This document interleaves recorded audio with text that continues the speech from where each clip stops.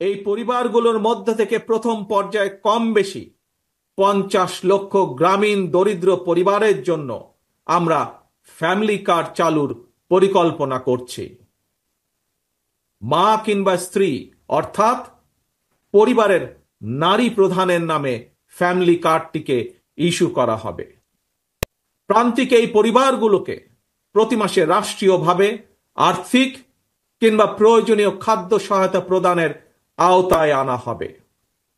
আমরা আশা করি সময়ের সাথে এর মাধ্যমে পরিবার এবং সমাজে একদিকে নারীর অর্থনৈতিক ক্ষমতায়ন ঘটবে, অপরদিকে পরিবারগুলোর সামনে ধীরে ধীরে স্বাবলম্বী হয়ে ওঠার সুযোগ তৈরি হবে। প্রিয় ভাই বোনেরা, কৃষকদের জন্য ফার্মার্স কার্ড চালু করার আমাদের অন্যতম প্রধান অগ্রাধিকার। একটি নীতিমালার আওতায় কৃষকদের নামে ইস্যু করতে হবে ফার্মার্স কার্ড। এই ফার্মার্স কার্ডে জমির পরিমাণ, দাগ নম্বর সহ প্রয়োজনীয় সব তথ্য থাকবে। কৃষক এবং কৃষি নির্ভর বাংলাদেশে কৃষি খাতে বর্তমানে শ্রমশক্তির পরিমাণ কম বেশি প্রায় 3.5 কোটির মতন। এদের মধ্যে যেমন বর্গাদার চাষি কিংবা ভূমিহীন কৃষক রয়েছেন, তেমনি অনেক কৃষকের নামে নির্দিষ্ট পরিমাণ কিছু জমিও রয়েছে। যেসব বর্গা চাষি কিংবা কৃষক তাদের নামে থাকা জমিতে বছরে একাধিক ফসল ফলাতে গিয়ে আর্থিক সংকটে পড়েন, এমন কৃষকদেরকে কমপক্ষে একটি ফলনের সম্পূর্ণ খরচ রাষ্ট্রীয়ভাবে দেওয়ার পরিকল্পনা আমরা করছি।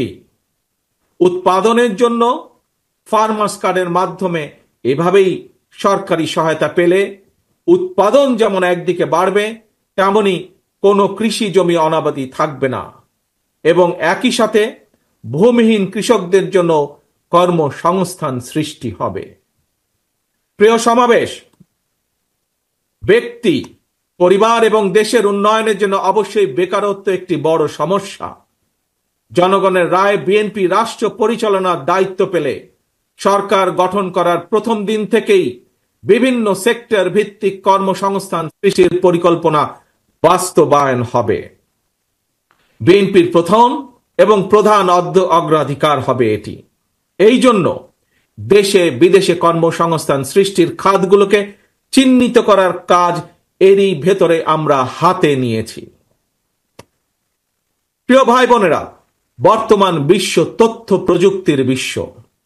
এই সময় বিশ্ব বাজারের সঙ্গে দক্ষতা এবং যোগ্যতার প্রতিযোগিতায় টিকে থাকতে হলে অবশ্যই তথ্য প্রযুক্তি এবং কারিগরি শিক্ষায় দক্ষতা অর্জনের কোনোই বিকল্প নেই এবং সে কারণে আমরা একটি নির্দিষ্ট বয়স থেকে তরুণ প্রজন্মকে নৈতিক এবং কর্মমুখী শিক্ষায় প্রশিক্ষিত করে গড়ে তুলতে চাই। বিদ্যমান যে একাডেমিক সিলেবাস, এর পাশাপাশি স্কুল কলেজ পর্যায় থেকে আমরা আইসিটি এবং কারিগরি শিক্ষা প্রবর্তন করতে চাই। একই সাথে আমরা বর্তমানে মনে করি যে বর্তমানে স্পোর্টস এখন আর শুধু শারীরিক ব্যায়াম কিংবা বিনোদনের বিষয় নয়। সুতরাং এই স্পোর্টসকে একটি পেশা হিসাবে প্রতিষ্ঠিত করার লক্ষ্যে ক্রীড়াকে আমরা শিক্ষা ক্যারিকুলামের অন্তর্ভুক্ত করতে চাই। প্রিয় উপস্থিতি, বর্তমান বিশ্বে সাফল্যের প্রতিযোগিতায় যদি টিকে থাকতে হয় তাহলে বহুমুখী প্রতিভার বিকাশ ঘটাতে হবে। শিক্ষার্থীদেরকে একদিকে ভাষা শেখা যেরকম জরুরি, বর্তমানে আমরা স্কুল কলেজে সাধারণত বাংলা ইংরেজি শেখার সুযোগ পাই। তবে এর পাশাপাশি আমরা যদি আরো কিছু ভাষা যেমন আরবি, ম্যান্ডারিন, জার্মান, ফ্রেঞ্চ এই ধরনের বহুল প্রচলিত একটি তৃতীয় ভাষা এবং যদি সম্ভব হয় তাহলে চতুর্থ ভাষা হিসেবে আরেকটি ভাষা শিখাতে পারি, তাহলে আমি ব্যক্তিগতভাবে বিশ্বাস করি বাংলাদেশের ভবিষ্যৎ সন্তানদের জন্য বিশ্ব বাজার উন্মুক্ত হয়ে পড়বে। একই সাথে প্রিয় উপস্থিতি, আগ্রহী যুবশক্তিকে যুব সম্পদে পরিণত করার জন্য সরকারি উদ্যোগে বিদেশি ভাষার উপরে 3 মাস থেকে 1 বছরের কোর্স আমরা চালু করতে চাই। দেশে যাতে বহু ভাষা শেখা যায়, এই জন্য আমরা বহু ভাষা শিক্ষক নিয়োগ করতে চাই, যার মাধ্যমে আমরা বেকার সমস্যারও অথবা কর্মসংস্থানেরও ব্যবস্থা করতে পারব।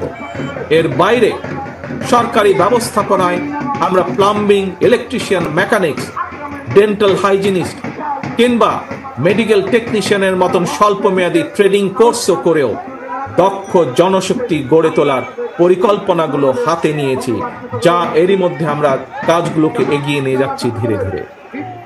তরুণ প্রজন্মের প্রিয় ভাই বোনেরা, আপনারা সবাই বিশ্বব্যাপী অনলাইন কেনাকাটা সম্পর্কে জানেন। অনলাইন ভিত্তিক জায়ান্ট প্রতিষ্ঠান আমাজন, ইবে কিংবা আলিবাবার মতন বিশ্ববিখ্যাত ই কমার্স প্ল্যাটফর্মের জন্য হাজারো পণ্যের চাহিদা রয়েছে। এইসব প্ল্যাটফর্মের সঙ্গে সংশ্লিষ্ট অনেকের সঙ্গে আমি ব্যক্তিগতভাবে কথা বলেছি। বিশ্ববিখ্যাত এই সকল ই কমার্স প্ল্যাটফর্মের চাহিদা অনুযায়ী আমাদের বাংলাদেশে অনেক পণ্য তৈরির সুযোগ রয়েছে। আমাজনের মতন